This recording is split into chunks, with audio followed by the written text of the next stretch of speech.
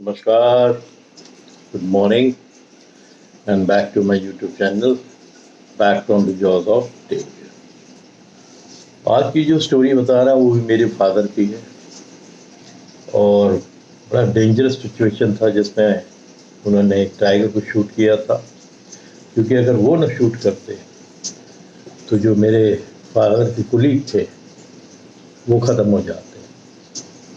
अब क्या सिचुएशन थी मैं शुरू से आपको बता रहा हूँ। शायद ये स्टोरी मैं पहले अपने उसमें डाल चुका हूँ कि नहीं डाल चुका हूँ, मुझे याद नहीं कितने वीडियोस हो गए हैं, बट बहुत इम्पोर्टेंट समझा कि जो नए नए सब्सक्राइबर्स साथ में जुड़े हुए हैं उनको ये बताना कि नंबर 1 एक हाथ के शूटर थे और इस तरह के जो डेंजर सिचुएशन थे मेरे हिसाब से तो उनको नहीं जाना चाहिए था, बट वो उस हिसाब के इंसान थे नहीं। He never thought that he was handicapped और यही होना चाहिए। अगर आपके शरीर का कोई अंग नहीं है तो आपको दूसरा अंग जो है उसका इस्तेमाल आप कर सकते हो और कारगर तरीके से कर सकते हो अगर आप कमिटेड हो अपने काम पे। एनीवे, तो स्टोरी गोज़ कि जब ये भी एमपी की ही है, क्योंकि एमपी में और महाराष्ट्र में बहुत टाइम मेरे फादर पोस्टेड रहे थे, तो उस ज़माने में कोई मोबाइल तो था नहीं, टेलीग्राम से काम होता था। तो उनके कैंप में टेलीग्राम आया, जो अगल बगल के जो शहर होते थे वहाँ से वो आते थे डाकिए, टेलीग्राम लेके आए कि साहब जो हमारे फादर के बॉस हैं वो इंस्पेक्शन पे आ रहे हैं कैंप में, जो भी ड्रिलिंग हो रही थी उसकी। ये बड़ा कैंप था काफ़ी, और इसमें 2-3 अंकल ऐसे थे मेरे जो खुद भी हंटर्स थे, शूटर्स थे। तो टेलीग्राम आया कि भाई हम आ रहे हैं और फलाना तारीख को पहुंच रहे हैं। तो जो भी नियरेस्ट रेलवे स्टेशन था वहाँ जीप गई, इनको रिसीव करा के फादर अदर लोग आए, इनको ठहरने का करा। तो इनके ठहरने का पहले तो डाक बंगले में कर दिया था जो सरकारी थे, क्योंकि geological survey of India central government में आता था, तो स्टेट गवर्नमेंट हमेशा जो थी वो साथ देती थी कि भाई कोई चीज़ आ रही है हमारे स्टेट में, कोई चीज़ की खुदाई हो रही है, तो नेचुरली वो जो रिसोर्स के थ्रू पैसा मिलने आए वो स्टेट को ही मिलेगा। ये बड़े सपोर्टिव होते थे, बहुत सपोर्ट करते थे। तो फिर उन्होंने अपनी वो करी कि नहीं भाई वो हटमेंट है, मैं वहीं रहूँगा, जैसे जहाँ सिन्हा है, यानी मेरे फादर जहाँ सिन्हा रह रहा है मैं उसी के हट पर रहूँगा। और मेरे फादर को उस समय एक बड़ा हट था, वो जो मटका ही हट था, बट वो बना के देते थे अफसोस को। 2-3 बेडरूम का वो हट था, तो उसमें एक बेडरूम में इनका इंतज़ाम किया गया। और एक मिस्टर बैनर्जी थे जो असिस्टेंट ड्रिलिंग इंजीनियर थे, या ड्रिलिंग इंजीनियर ही थे, नहीं ही वॉज अ जियोलॉजिस्ट, वो जियोलॉजिस्ट थे। मेरे फादर ड्रिलिंग इंजीनियर थे, वो जियोलॉजिस्ट थे। तो या तो मैं बैनर्जी के यहाँ रह जाऊँगा या सिन्हा के यहाँ रह जाऊँगा। चलिए बात ख़त्म हो गई। अब ये लोग तैयारी में लग गए कि भाई बॉस आ रहे हैं, और वो उस समय के वो सीनियर डायरेक्टर पोस्ट के थे। आए तो उन्होंने आते ही सबसे बोला कि यार बड़ी खूबसूरत जंगल है यहाँ, मेरे को शिकार कराओ। तो इन्होंने, ये नाश्ते के वक्त बात हो रही थी कि भाई शिकार कराओ, पहले आप काम वाम सब इंस्पेक्शन कर लिए। बोलो ना नहीं, मेरे को तुम पहले शिकार कराओ। My thought of coming to this place was basically कि मैं जाके पहले आप लोग से रिक्वेस्ट करूँगा कि आप लोग हंटिंग करते हो और मेरे को एक शिकार करो और टाइगर का शिकार कराओ।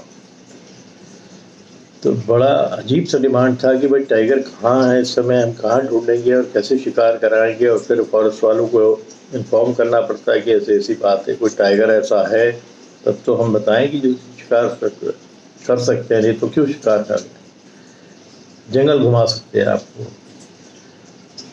अब ये है कि क्योंकि बॉस का हुक्म था तो ये लोग अपना लग गए। तो फॉरेस्ट डिपार्टमेंट से पता लगा कि एक हमारा जो ड्रिलिंग की मशीन चल रही थी उसके थोड़ा पहले 2-3 किलोमीटर पहले वो हिल्स पे काम चल रहा था, ये प्लेन में काम कर रहा था, कि वहाँ पर एक टाइगर्स की अगल बगल के गांव में इसने परेशान किया था। 2-3 इंसानों पे भी अटैक किया था और कई मवेशियों को तो बहुत मारा था। तो जो फॉरेस्ट डिपार्टमेंट के लोग थे उन्होंने बोला कि भाई हम इसको मॉनिटर डिक्लेयर कर देते हैं, क्योंकि इसने 2-3 इंसानों पे भी अटैक किया।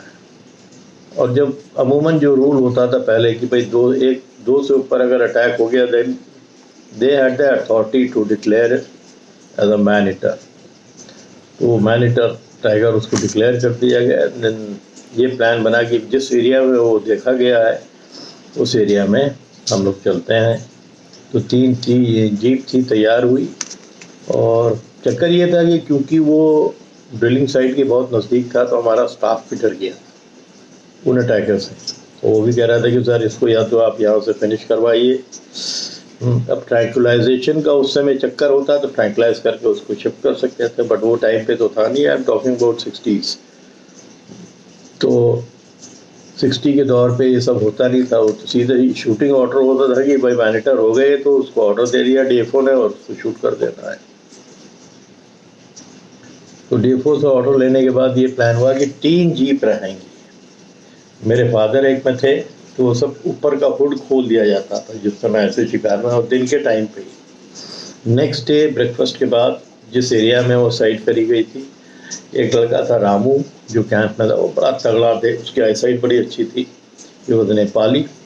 तो उसको भी जीप में लेके जब भी शिकार पे जाया करते थे, तो वो मेरे फादर और उनके बॉस एक जीप में, एक में मिस्टर बैनर्जी गन के साथ थे, और एक में मिस्टर वेंकटेश या कोई थे, मेरे ख्याल से नाम याद नहीं आ रहा, वो भी अच्छे शूटर थे, उनके पास गन था।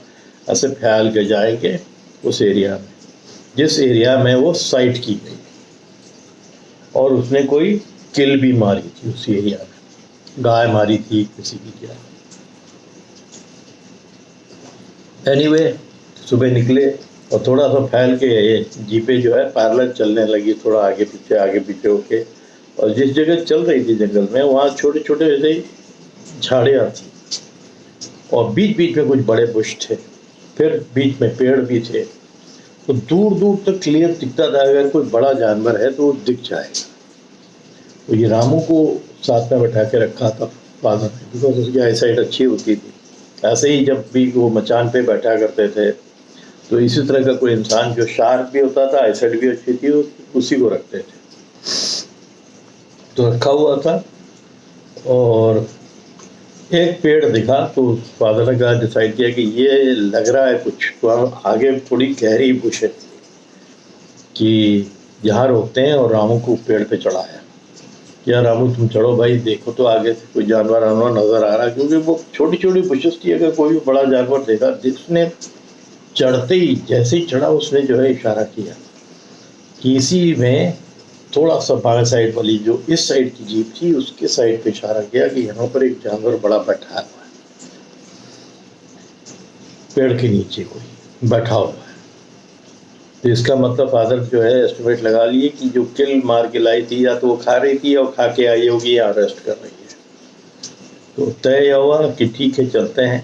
तो ये जो साइड था इसमें मिस्टर बैनर्जी थे जो जा रहे थे, और बीच में वाली जो जीप थी उसमें मेरे फादर थे, और एक जो राइट साइड में थी उसमें जो दूसरे शूटर थे वो थे। मिस्टर बैनर्जी के साथ भी उनके एक सबऑर्डिनेट थे, उनके पास भी गन थी। तो ही वॉज वेरी यंग, जो नए नए कैंप में उनकी पोस्टिंग हुई थी, तो वो भी मिस्टर बैनर्जी के साथ थे। प्लस जो ड्राइवर थे वो तीनों थे, ना गाड़ी चलाते रहते थे। तो ऐसे धीरे धीरे वो गाड़ी उसी डायरेक्शन में बढ़ी। फादर थोड़ा सीधे चलते गए, मिस्टर बैनर्जी की जीप को थोड़ा आगे बढ़वाया कि उसकी तरफ देखे। जैसे ही मिस्टर बैनर्जी ने उसको देखा ना, तो वो उनकी साइड बड़ी तेज होती है, वो उठ गई जीप को देखते ही। और इसका मतलब वो दूर से देख रही थी कि ये आ रहे हैं। और टाइगर ये उसको किंग क्यों बोलते हैं, वो जल्दी अगर जाना होता तो वो बहुत पहले चली जाती, वो मिलती भी नहीं, बट वो खड़ी हो गई। She must be very curious कि हाँ ये लोग कहाँ हैं, कहाँ आ रहे हैं, क्यों आ रहे हैं। और उसकी क्यूरोसिटी में वो खड़ी हुई तो मिस्टर बैनर्जी ने एम लिया और उसको मारा। मेरे हिसाब से इतनी जल्दबाजी हंटिंग में नहीं होनी चाहिए। ये फादर ने भी बाद में हम लोग जब बात कर रहे थे एग्री किया कि उसको मार दिया। उसको गोली लगी, बड़ी जोर से दहाड़ी, और पलट के पीछे की तरफ भागी, और भाग के नीचे एक थोड़ा सा ढाल था, उसमें नाला था। वो नाले में बड़े लंटरा के बड़े बड़े बुशेस थे। उसी बिल्कुल जैसे नाला है उसी के ऊपर जो बुशेस थे वो लैंटाना के लगे हुए थे, उसी के पीछे जाके वो छुप गई। इन लोगों को तो यही लगा कि वो नाले में वहीं छुपी है, तो फिर वहीं जीप रुकी। तो सडनली जो हमारे फादर के बॉस आए थे जो उन्हीं की जीप में थे, कहने लगे कि Sinha, I would like to go to that jeep, Mister Banerjee's jeep, because he took the first shot, उन्होंने पहली गोली चलाई है, तो मैं वहाँ रहना चाहता हूँ। देखिए एक चीज़ इस स्टोरी में सबको इन्फॉर्म करना ये ज़रूरी है कि शिकार पे जो लोग जंगल की लाइफ व्यतीत करते हैं और शहरों के अंदर जो शूटिंग क्लब के मेंबर होते हैं ना, उस ज़मीन आसमान का फ़र्क है। तो जो इनके बॉस थे वो शूटिंग क्लब के मेंबर थे, he was a good shooter, must be, हम लोग को तो नहीं मालूम है। तो उन्होंने बोला कि मैं भी जाऊंगा बैनर्जी के साथ देखने के लिए। तो फादर ने बोला पहले वही जीप जाएगी, क्योंकि उसको गोली लगी है, वो ब्लड ट्रेल फॉलो करेंगे हम लोग और वो नाली की तरफ जाएंगे। मिस्टर बैनर्जी अपनी जीप लीड करेंगे, I will follow along with him, तब तीसरी जीप के साथ साथ चलेगी। थोड़ी थोड़ी दूरी पे सब जीप थी कि इतने में अगर कुछ ऐसी सिचुएशन आती है कि अटैक हुआ तो हम फायर कर सकते हैं। एनीवे वो धीरे धीरे बैनर्जी साहब आगे चलते गए, फादर वही वेट करके देखते रहे क्या हुआ। इन्होंने अपनी जीप रुकवाई, बट इनको कुछ झाड़ी के अंदर से दिख नहीं रहा। The biggest mistake mister Banerjee made what, he got down from the vehicle, नीचे उतरे और नीचे उतर के एक जो साथ में साथी था उसको भी ले लिया, जिसके उसके बाद भी डबल बैरल थी, इसमें एलजी लगी हुई थी। ये लोग साथ साथ चलने लगे, कहने कि इसे तो दिख नहीं रहा है, बट क्योंकि इंजर्ड है तो उसको छोड़ नहीं सकते, गांव वाले हैं, हमारा साइट लगा हुआ है।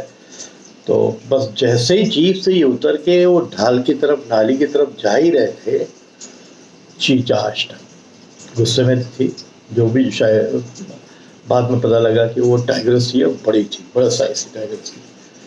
तो उसने चार्ज किया बैनर्जी साहब की तरफ, और जब तक ये रिएक्ट करे, ये देखिए अब आपको सिचुएशन ये बता रहे हैं कि ये बैनर्जी साहब है, उसके पीछे जो बॉस थे वो चल रहे थे, उसके पीछे जो तीसरा गनर था वो चल रहा था थोड़ा डिस्टेंस पे।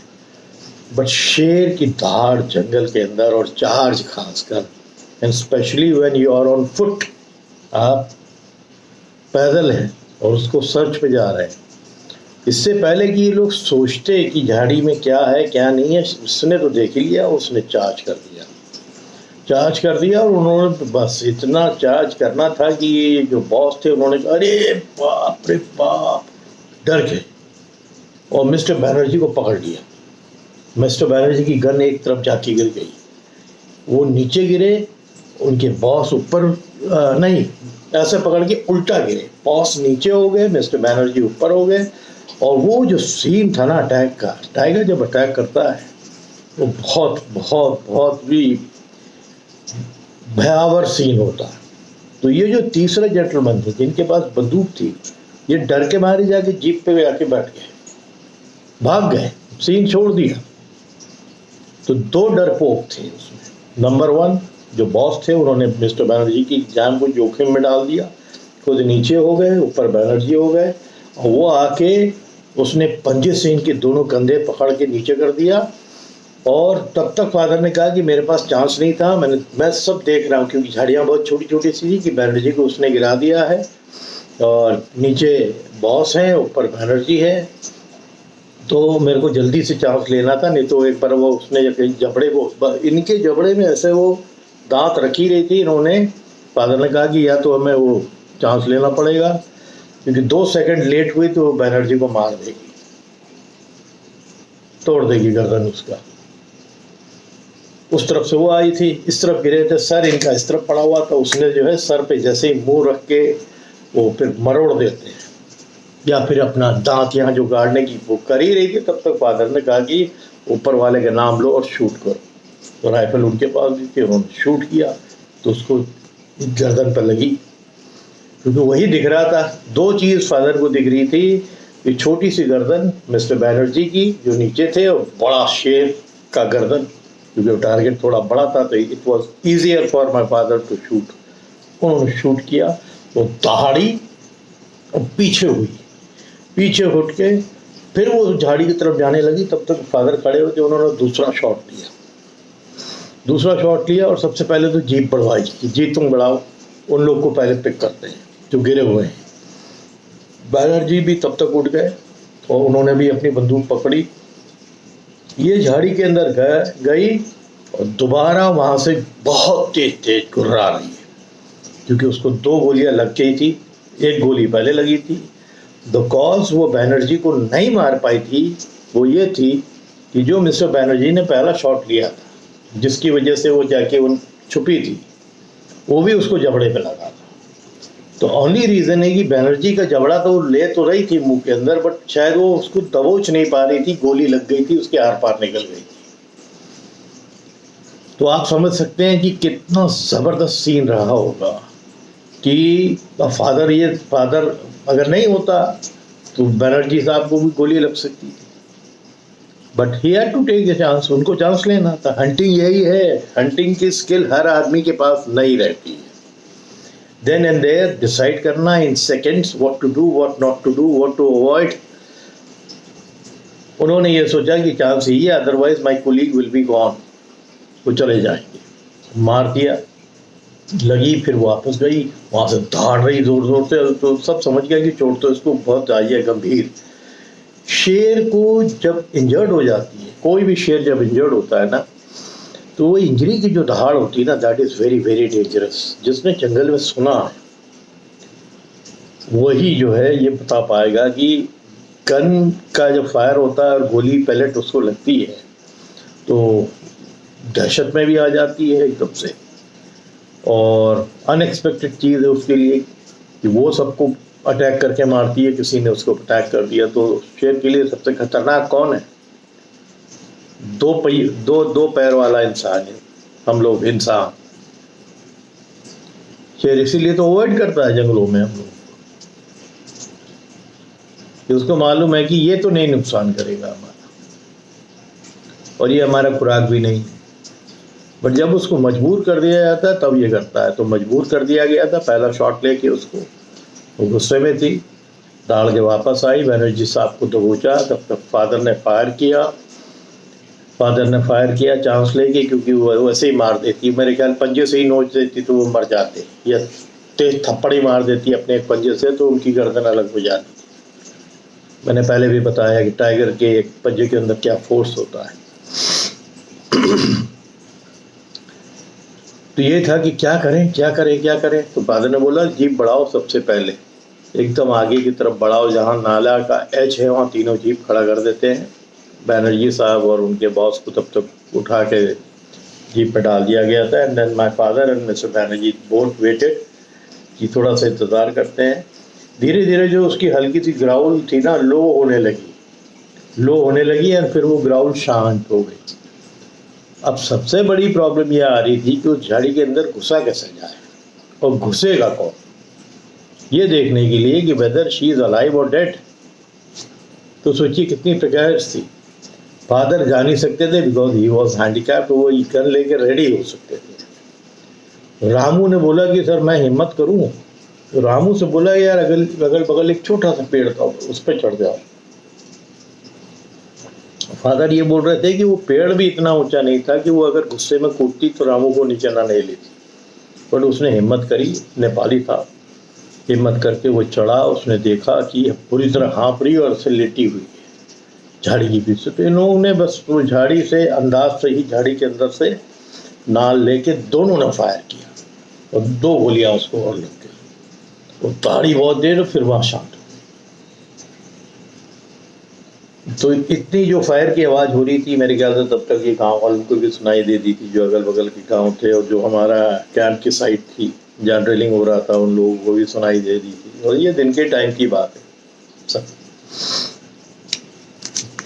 तो ये लोग सब आए, वहाँ से फॉरेस्ट वालों को भी इन्फॉर्म किया, वो लोग भी आए और फिर उस लैंटना को क्लियर करा गया, कोई आवाज़ नहीं हुई और सब गन्स रेडी थी कि अगर फिर अटैक करती तो मारेंगे। आप कल्पना करिए उस सिचुएशन को, 1 गोली पहले लग गई, 2 गोली बाद में लगी, फिर उसको जब झाड़ी के अंदर से गोली मारी गई, 2 गोलियाँ, एक बैनर्जी ने फायर की, एक मेरे फादर ने, तो 5 गोली मार दी। उसके बाद भी ये डर था कि ये अगर वो जीवित है तो अटैक करके वो उस गुस्से में 1-2 को तो लपेट देगी और लपेट देती। बट मेरे ख्याल से वो गोलियाँ ठीक-ठाक जगह लग गई थी और पहली ही गोली उसकी जबड़े पे लग गई थी। इसी वजह से वो बैनर्जी भी बच गए। तो मेरा कहने का मतलब है, मेरे फादर ये कह रहे थे कि सबसे बड़ी मिस्टेक तो मैंने ये करी कि एक ऑर्डनरी टाइगर के ऊपर ले जाते तो शायद वो खतरा ना आता, फिर भी टाइगर टाइगर है। बट जिसको फोर्सेस ने मैनिटर डिक्लेयर कर दिया था उसके ऊपर इनको ले गए और इनसे बीच में बात भी करी कि जब हंटिंग की आपको एक्सपीरियंस नहीं है तो आप मत चलिए। बट ये फोर्स करते रहे और बॉस थे, आप बोल भी नहीं सकते। वो इंस्पेक्शन पे आए हैं इसीलिए आपके कैंप में। तो अब ज़रा इधर उधर हो जाती तो कौन रिस्पॉन्सिबल होता? यही हुआ। फिर उसको उसकी बॉडी खिंचवाई गई, उसको 5 शॉट लगी थी और काफ़ी बड़ी थी। वो टाइग्रेस जरूर थी बट वो अच्छे साइज़ की टाइग्रेस थी और मैन-ईटर होने का उसको पंजे पे काफ़ी बड़ा निशान था। तो वो जो होता है ऑक्यूपाइन, उसका क्विल का तो नज़र नहीं आ रहा था। मेरे ख्याल से किसी अगर कहीं भाग रही होगी किस चीज़ को पकड़ने के लिए तो वो बड़ा मोटा एक उसके पंजे के ऊपर कटा आया हुआ था। कोई पत्थर के एज में शायद उसका वो पंजा पड़ गया होगा, वो फट गया था। तो आई थिंक वही एक कारण था कि उसने जो है वो डियर नहीं पकड़ पाती होगी और फिर मवेशियों पे अटैक किया, फिर इंसानों पे अटैक किया, फिर उसको मैन-ईटर घोषित किया गया। तो बड़ी भयानक स्टोरी है और जो भी ये स्टोरी सुनता है, मैं तो फादर के बारे में सिर्फ सोचता हूँ कि क्या बीती होगी उनके ऊपर जब ऐसे सिचुएशन पे आ जाए। बड़े बड़े लोग ठंडे हो जाते हैं कि क्या करें, बट उधर एक इंसान की ज़िंदगी बचानी है, उधर इसको मारना है। वो ऊपर बैठी हुई है, पंजे से दबाए हुई है और बड़ी अच्छी किस्मत थी अंकल बैनर्जी की कि क्योंकि उसके जबड़े पे चोट लग गई थी। वो जबड़ा तो इनके जबड़े के अंदर यहाँ निशान भी उनको आया, काफ़ी पंजे के निशान हैं उनके। फिर बाद में जब उनको रेस्क्यू करा गया, बट क्योंकि वो हंटिंग कर चुके थे, उठ के दोबारा हिम्मत करी, ज़्यादा चोट नहीं आई थी। नहीं तो उसने तो गाड़ी दिया, इनको ख़त्म कर देती 2 मिनट। 150-200 किलो की एक टाइग्रेस, 250 किलो की बता रहे थे शायद थी वो। और उसकी जो मैं थंबनेल डालूंगा उसमें वो फ़ोटो डालूंगा जो कैंप जब उसको लाए थे तो हमारे जो कैंप के यंग स्टाफ थे उन्होंने उसको फ़ोटोग्राफ किया था। मेरे फादर ने ही वो फ़ोटो खींची थी, मैं डालूंगा। और उसका अंत हो गया और मैं जो स्टोरीज़ नरेट कर रहा हूँ उनमें से एक ये ज़बरदस्त स्टोरी उसमें से, क्योंकि उसमें मेरे फादर इन्वॉल्व थे, मेरे अंकल इन्वॉल्व थे जो रोज़ मेरे घर पे आते थे, चाय वहीं बैठ के पीते थे। वो उनकी फैमिली कैंप में नहीं थी, ही वॉज अलोन। ये उनकी फादर बैनर्जी अंकल की फैमिली उस समय शायद नागपुर में थी या कलकत्ता में थी। तो बहुत ही डेंजरस सिचुएशन में रहकर इस टाइगर को मारा गया था।